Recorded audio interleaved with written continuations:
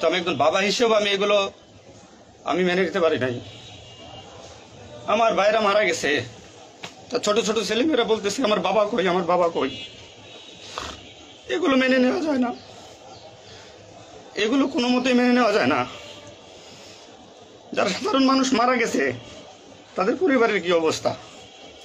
আজ আমার পুলিশে যেখানে পাচ্ছেন সেখানে নির্মমভাবে মৃত্যুবরণ করতেছে, পিটিয়ে পিটিয়ে মারতেছে। এর কারণ কি? আজ আমাদের কিছু সত্যের না স্বীকৃত বড় মহলের অফিসারদের কারণে। তারা বিভিন্ন লোকের তোষামতি করে বিভিন্ন পর্যায়ে আমাদের ঘাড়ে বন্দুক রেখে তারা মনে করেন দিনের পর দিন আমাদের নির্যাতন করে মানুষের বিরুদ্ধে লেলাই দিছে। হাজার হাজার কোটি টাকার মালিক হয়ে তারা এখন গা টাকা দিছে। এই মৃত্যুর ভাই, এই পুলিশ মৃত্যুর ভার কে নেবে? পুলিশের মৃত্যুর বিচার হবে না এই বাংলাদেশে, আমি জানি। কিন্তু যারা এই নির্দেশদাতা, যারা এই নির্দেশ দিয়েছেন, তাদের প্রত্যেকের বিচার হবে। আসসালামু আলাইকুম। এবং চিহ্নিত যেসব, আমি আজকে আপনাদের সামনে কিছু গুরুত্বপূর্ণ কথা এবং কিছু অনুমেয় কষ্ট এগুলো বলার জন্য এসেছি। আমি একজন পুলিশ সদস্য।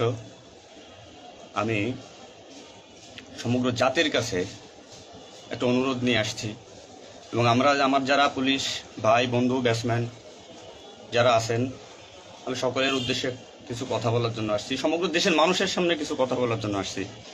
যারা আজকে এই নতুন স্বাধীনতা যারা অর্জন করেছে, যে সমস্ত ছাত্ররা মারা গেছে, সাধারণ মানুষ মারা গেছে, সর্বস্তরের জনগণ যারা মারা গেছে, আমি তাদের প্রতি সমবেদনা এবং দুঃখ প্রকাশ করছি।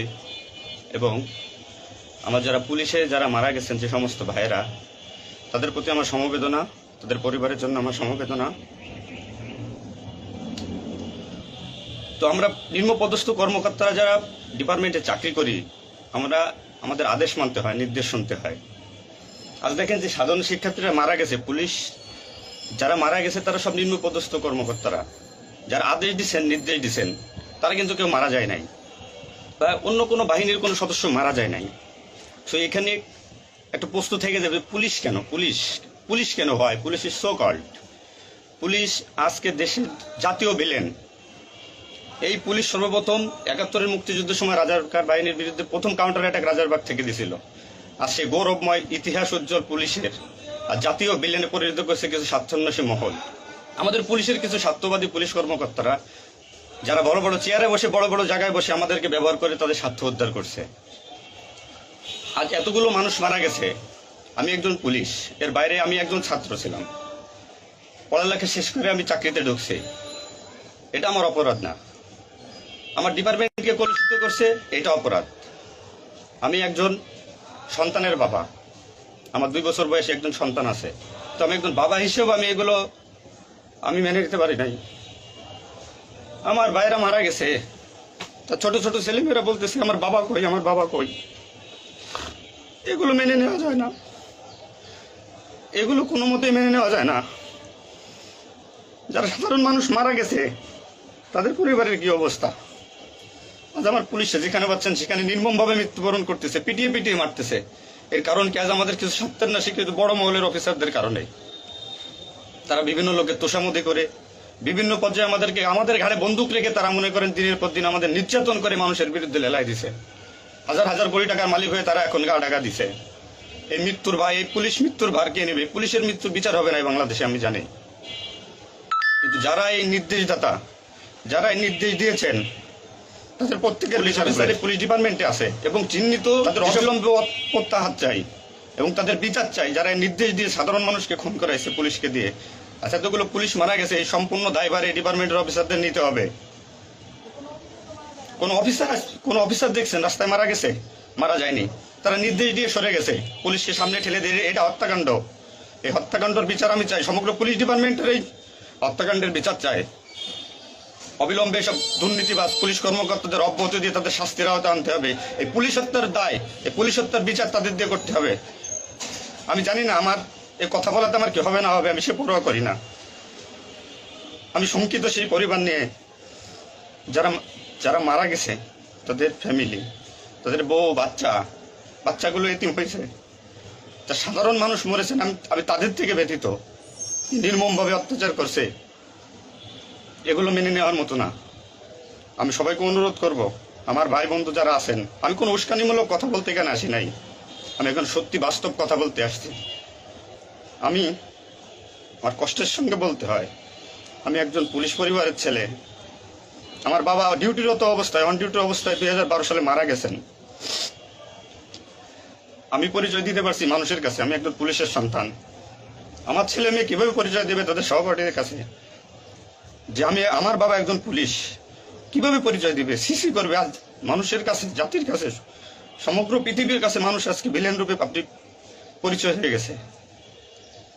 এই মানুষগুলো, এদের মৃত্যুর ভার, পুলিশ হত্যার ভার ডিপার্টমেন্টের সর্বোচ্চ পর্যায়ে থেকে সর্বনিম্ন পর্যায়ে এর সাথে যারা জড়িত ছিলেন তাদের দেওয়া লাগবে, তাদের এগেনস্টে হবে। প্রত্যেকটা পুলিশ সদস্য আজ বাইরে বেরোতে ভয় পাচ্ছে, মৃত্যুর ভয়। এখনো অনেক জায়গায় আমি নিউজ পাইলাম সকালবেলা, অনেকে পুলিশ মরে গেছে, তার কোনো হদিস নাই। এখন অনেক আটকা আছে, সবাই প্রাণ ভয়ে, আজ পুলিশ প্রাণ ভয়ে লুকাচ্ছে। কিসের জন্য? আপনাদের কারণে, আপনাদের স্বার্থ উদ্ধারের কারণে পুলিশকে ব্যবহার করছেন প্রত্যেকটি ক্ষেত্রে। এটা আর কেউ মেনে নিতে পারলো, আমি ব্যক্তিগতভাবে মেনে নিতে পারবো না। প্রত্যেকে দায়ভার নিতে হবে আপনাদের। আজ নির্বিকারে যতগুলো মানুষ মারছেন, আজ এই মৃত্যুর সামিল আমি থাকতে পারতাম। চিহ্নিত করে করে বিচার হবে আপনাদের। পুলিশ কর্মকর্তারা যারা আছেন এর সাথে জড়িত সবার বিচার হবে, বিচার করতে হবে। কেউ না করুক, আমি করব। আপনারা পুলিশের গৌরবময় ইতিহাস ঐতিহ্যকে ধারণ করে নিজেদের স্বার্থ উদ্ধারের কারণে আজ পুলিশ বাহিনীকে মৃত্যুর মুখে ঠেলে দিচ্ছেন। তাদের কথা একবার চিন্তা করেননি। আপনি নির্দেশ দিচ্ছেন, নয়তো এই পুলিশ, এই সাধারণ পুলিশ, আমরা যারা আছি, আমরা কখনো এদের গায়ে বুলেট চালাইতাম না, কখনোই আমরা গুলি ছড়তাম নাই আমাদের ভাইদের উপরে।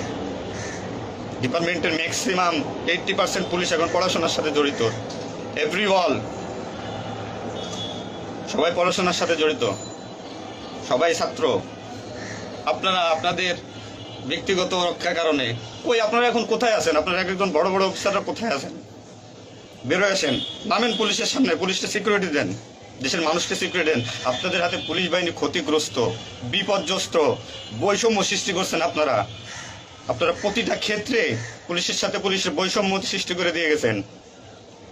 যে যার মন গড়া কথা দিয়ে এটাই আইন, এটাই নিয়ম, এটাই শিখাইছেন পুলিশ ডিপার্টমেন্টকে। এগুলো হবে না। আপনারা যেখানে যান না কেন পালাইয়ে, যেখান থেকে পলায় যান, এই পুলিশ আপনাকে খুঁজে বের করবে। এই মৃত্যুর দায়ভার আপনার নিতে হবে। সত্য কথা বলাতে অনেক পুলিশের চাকরি খেয়ে দিয়েছেন আপনারা। আপনারা সুযোগ পেয়ে স্বার্থের কারণে অনেক পুলিশকে বলে পুলিশ ডিপার্টমেন্ট থেকে বিতাড়িত করছেন। তাদেরকেও পুলিশ ডিপার্টমেন্টের প্রয়োজন। আপনাদের স্বার্থের শিকার তারা, আপনাদের স্বার্থের বলি তারা।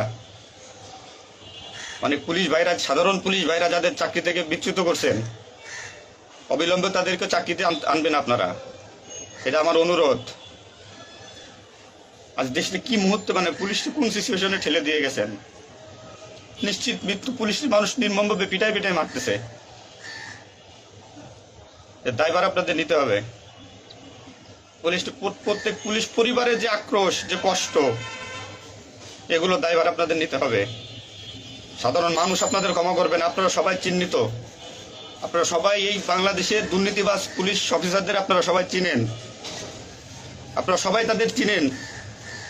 এদের বিচার আপনাদের করতে হবে। এই বিচার চাই আমরা। সাধারণ জনগণের হত্যার বিচার চাই, পুলিশ হত্যার বিচার চাই। পুলিশ হত্যার বিচার না হওয়া পর্যন্ত আমি ডিউটিতে যাব না, আমি আমার কর্মস্থলে যাব না। অনেক পুলিশ সদস্য এখন পর্যন্ত নিখোঁজ। আমার সহপাঠী ভাইরা মারা গেছে, আমার পরিচিত ভাইরা মারা গেছে। তাদের সন্তান হাউমাউ করে চিল্লাইতেছে, আমার বাবা কই? এর জবাব কি কে দেবে? জবাব দেওয়া লাগবে। এতগুলো মায়ের কোল ফাঁকা করছেন, পুলিশ জীবন হারাইছে, গর্ভবতী মহিলা পুলিশকে পর্যন্ত মারে ফেলছে। নির্মমভাবে মারছেন। এই দোষ আপনাদের।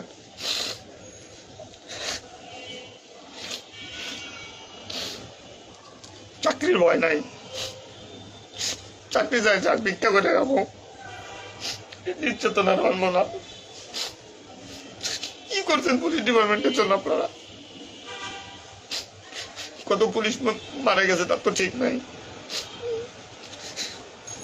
বিচার হবে, বিচার আমি করবো, কেন করবো? পুলিশ ডিপার্টমেন্টে প্রত্যেকটা সেক্টরে দুর্নীতি। আমি পুলিশ হয়ে আমার কোনো কাজের জন্য আমাকে অর্থ দিতে হয়, টাকা দিতে হয়। এতে নির্লজ্জতার কি কি কি করবো আমি? সাধারণ মানুষ দূরের কথা, আমরা কোনো পুলিশের কাছে সহযোগিতার জন্য গেলে তারা আমাদেরকে মূল্যায়ন করে না, কোনো কাজে হেল্প করে না, কোনো কিছুতে সুবিধা দিতে চায় না।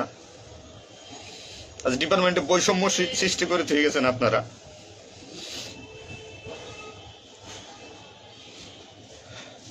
এত কিছুর দরকার হয় কেন আপনাদের?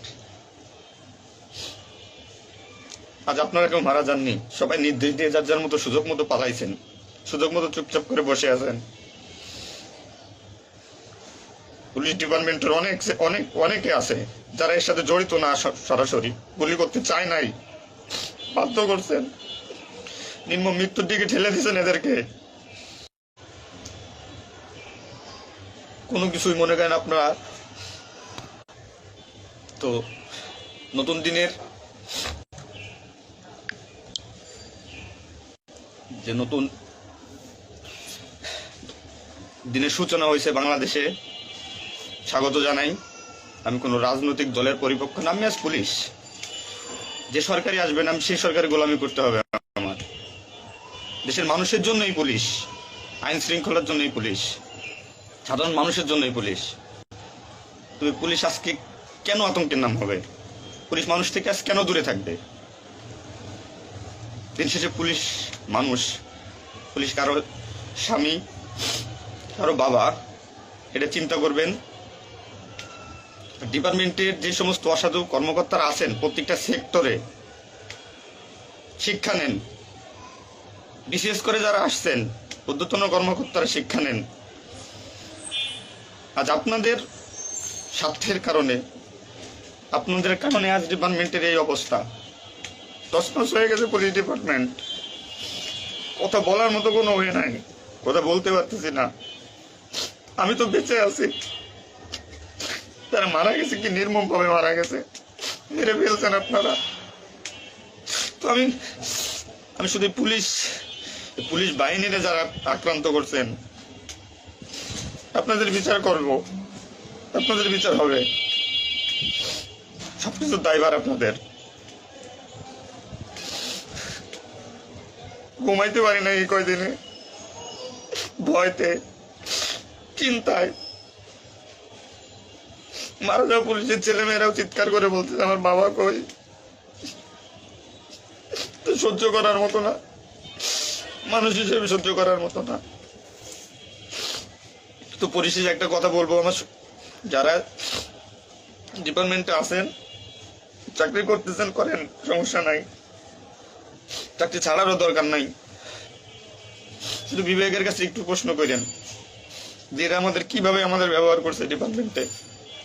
যে সরকারি আসুক, আপনাদের কাছে অনুরোধ, যে আসুক ভাই, দেশে সরকার নাই আসুক, পুলিশ থাকুক আর না থাকুক তাতে কিচ্ছু আসা যায় না।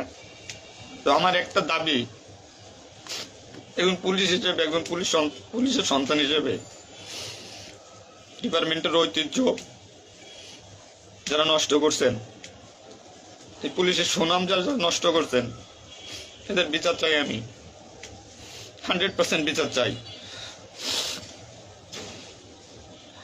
পুলিশকে যারা মুখোমুখি করে যে সন্ত্রাসী বানাইছেন, নির্বিকারে পুলিশ মারাইছেন, এই নির্দেশদাতাদের বিচার চাই আমি।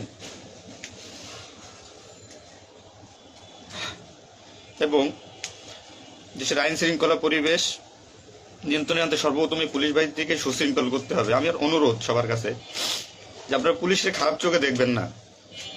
যে আমরা যারা নিম্নপদস্থ কর্মকর্তারা আছি, যারা চাকরি করতেছি, আমরা আদেশের গোলাম। আমাদের যেভাবে আদেশ দেয়, যেভাবে নির্দেশ দেয়, আমরা ওইভাবে কাজ করি, ওইভাবে আমাদের চলতে হয়।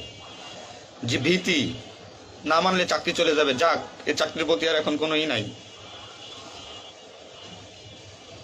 তবে আমার ডিপার্টমেন্টের যে সমস্ত ভাইরা মারা গেছে, সাধারণ মানুষ যারা মারা গেছে, তাদের আমরা ফিরে পাবো না, হয়তো পাবোই না। তো আমার একটা অনুরোধ, আগে পুলিশ বাহিনীটাকে সুশৃঙ্খল করুন, আইন শৃঙ্খলা সুশৃঙ্খল করবেন। এবং আপনারা যারা সাধারণ মনে করতেছেন পুলিশ ঘৃণিত, পুলিশ অপরাধী, হ্যাঁ পুলিশ অপরাধী, পুলিশ অপরাধ করছে তার চাকরি বাঁচানোর জন্য, এবং তার মাসুল পুলিশকে দিতে হয়েছে জীবনের বিনিময়ে। আপনারা দয়া করে কেউ পুলিশকে খারাপ বলবেন না। পুলিশের প্রতি অনেক, পুলিশ আপনাদের শুভাকাঙ্ক্ষী। এবং বাংলাদেশের যে বর্তমান পরিস্থিতির উপরে আমি একটা কথাই বলবো, সর্বস্তরের মানুষকে দেশটাকে আবার সুন্দরভাবে গড়তে হবে, এটাই সবচেয়ে বড় কথা। ফার্স্ট অফ অল এটাই হচ্ছে বাস্তবতা। দেশটাকে আমরা সবাই মিলে গড়ব। এবং পুলিশ বাহিনীর আপনারা যারা পুলিশে আছেন, আপনারা সুশৃঙ্খল হন, মানুষের প্রতি আনুগত্য হন এবং শিক্ষা নেন। এত বড় একটা স্বাধীনতা না হইলে এটা মানুষ কখনো বুঝতো না, বা আমরা পুলিশটা বুঝতাম না যে আমাদের অর্জন কি, আমাদের মানুষের আস্থা কি আমাদের উপরে, বা আমাদের কি করা উচিত। আপনার সবার কাছে অনুরোধ থাকবে, আমার পুলিশ ডিপার্টমেন্টের প্রত্যেকটা সেক্টরের বন্ধু বান্ধব, সিনিয়র জুনিয়র যারা আছেন, আপনারা শিক্ষা নেন, নতুনভাবে পুলিশ ডিপার্টমেন্টটাকে গড়েন, মানসিকতা চেঞ্জ করেন। এবং পুলিশ ডিপার্টমেন্টে যারা আপনাকে ব্যবহার করবে, যারা স্বার্থের জন্য ব্যবহার করবে, তাদের সরাসরি ধরিয়ে দেন, সরাসরি ধরিয়ে দেবেন। পুলিশের প্রত্যেকটা